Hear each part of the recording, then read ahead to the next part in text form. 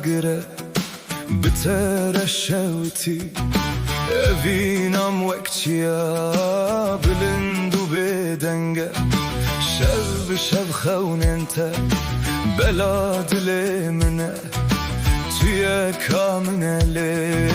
hêsra çavê min e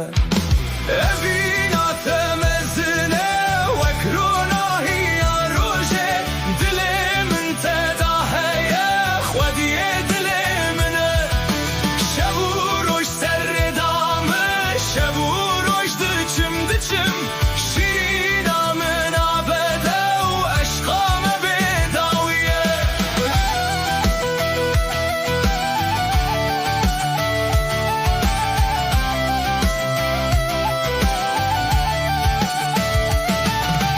tu ji dûr ve têvir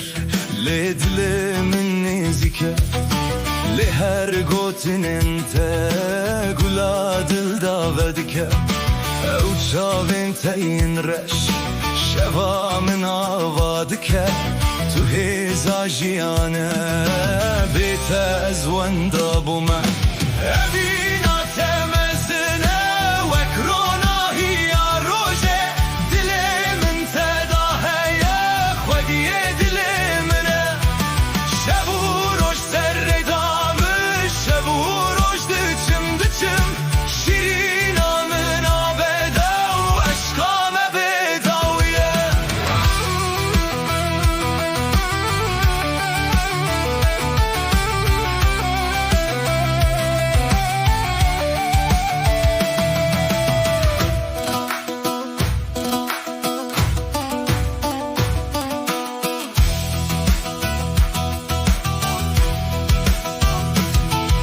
sterkên şevê çûne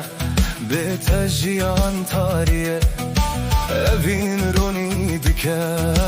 her cihê vî dinyayê were ba min canê hez kiriye cana min